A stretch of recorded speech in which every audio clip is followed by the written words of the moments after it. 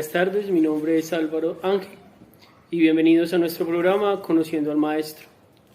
Luego de haber realizado un recorrido y reflexión acerca de Palestina en el siglo I, en el contexto social, político, religioso y la obra e influencia de Jesús, hoy tendremos una entrevista orientada bajo la pregunta ¿quién es Jesús?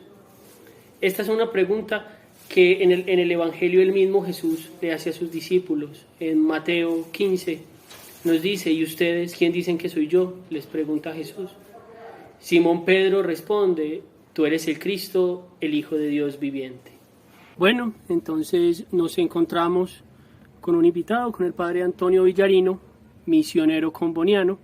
Él va a estar acá para respondernos a nuestras preguntas que van de acuerdo con nuestro curso.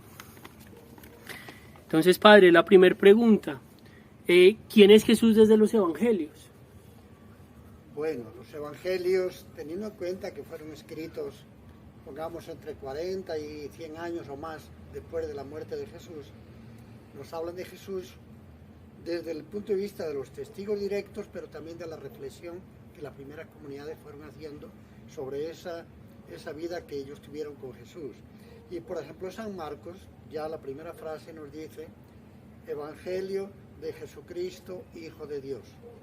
Pues ya, pero la palabra Jesucristo ya es Jesús el Cristo, es decir, el Mesías, el ungido, Hijo de Dios. Entonces digamos que en esa frase está definido más o menos la visión ya de los evangelios y de los que escribieron los evangelios, es decir, también de las primeras comunidades cristianas, que este Jesús de Nazaret era el Cristo, el Mesías, Hijo de Dios. Yo creo que se puede resumir en esa forma.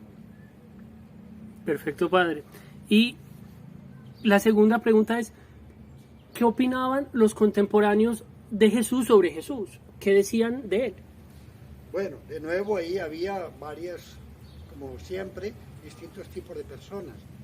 Pero yo pienso que para una buena parte de los judíos de esa época, Jesús era un profeta grande, un profeta con palabras luminosas, con hechos significativos, y que de alguna manera era profundamente crítico del sistema religioso del templo.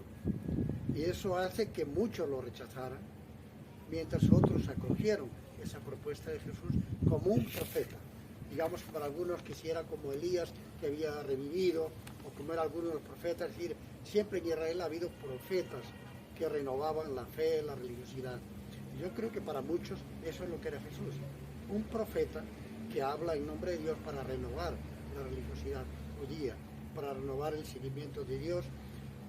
Y eso implicaba en la mente de Jesús una cierta ruptura con todas las estructuras, digamos, del templo y del judaísmo clásico. Y por eso muchos lo rechazaron. Muy bien, padre. Y ahora en tercer lugar, ya algo de manera más personal, usted como creyente, ¿qué piensa de Jesucristo? ¿Cuál es su concepción central de él? Bueno, para mí Jesucristo es la figura más importante de toda mi vida. Desde los 18 años, que yo digamos que quedé fascinado por la figura de Jesús, tal como aparece en los evangelios. Es decir, para mí, yo por ejemplo en mi tiempo, se hablaba de Marx, se hablaba de distintos filósofos, distintas opciones. Yo he llegado a la conclusión de que nadie es tan valioso como Jesús, como líder humano, como líder espiritual. Y yo cada vez me he ido afianzado más en eso. La manera que Jesús tiene de entender el mundo, de entender a Dios, de entenderse a sí mismo, de entender la humanidad, me parece la más luminosa de todas las que hay en la humanidad. Tan luminosa que uno llega a entender, a percibir que hay la plenitud de la divinidad, como han dicho los evangelios. Es decir, que en él se encarnó esa divinidad que está en todos, porque Dios está presente en la humanidad, en el mundo, en todo. Pero como que en Jesús ha habido una encarnación muy evidente de esa divinidad. Pero uno llega a esa conclusión después de percibir toda esa realidad humana de Jesús, como una palabra luminosa, con hechos de fraternidad, con poder sobre el mal, con capacidad para perdonar. Eso es lo máximo que uno puede aspirar. Para mí es el compañero de mi vida, es el líder máximo que uno puede tener en la vida. Siguiéndolo a él, yo he visto que mi vida ha encontrado un camino, un sentido, y he sido feliz, digamos.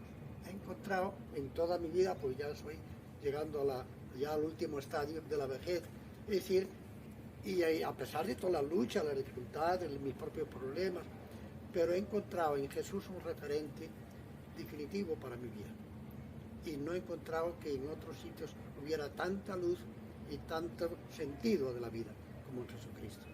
Yo diría que para mí es la luz, es el perdón, es el animador, es el referente máximo, el que también me ayuda a entender un poco lo que es ese misterio infinito de Dios, que uno no lo entiende, pero a través de Jesús puede encontrar un eco de esa realidad máxima que es la realidad de Dios.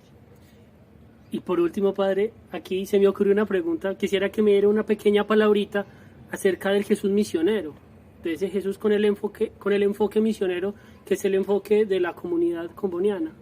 Bueno, es que Jesús vino para un mundo sin fronteras, que es el lema de los combonianos. Jesús también tuvo que aprender eso, porque Jesús al principio era como muy judío, muy israelita, pero creo que él mismo, por lo que nos transmiten los evangelios, fue aprendiendo que Dios era más grande que las tradiciones judías, y eso las comunidades cristianas enseguida lo plasmaron en su experiencia. Ha sido el Espíritu Santo que ha llevado incluso a Jesús e incluso a las comunidades cristianas más allá de lo que ellos pensaban. Entonces, cuando uno entra con Jesús sin querer, el Espíritu de Jesús que Él nos regaló, nos envía por el mundo y hace que todos los seres humanos sean una sola humanidad. Yo creo mucho en una encíclica, que es un documento que sacó el Papa Francisco, Fratelli Tutti. Eso es una expresión para el día de hoy de lo que es el Evangelio de Jesús. El Evangelio es la novedad de Dios para todo el ser humano. Nosotros como carisma comboniano, siguiendo a Daniel Comboni, esto lo hemos tomado muy en serio. Y cuando África estaba abandonada por todos, Daniel Comboni sintió que él, como seguidor de Jesús, no podía permanecer al margen. Entonces los combonianos, siguiendo a Jesús, no podemos permanecer al margen de los pobres, de los que están más allá de la estructura, de los marginados. Entonces la misión de Jesús va siempre a los marginados, a los que están más allá de las estructuras ya establecidas. Él lo ha hecho siempre eso. Ha ido más allá del templo, más allá de la sinagoga, más allá incluso de las tradiciones del templo. Entonces, el seguimiento de Jesús nos envía a la misión.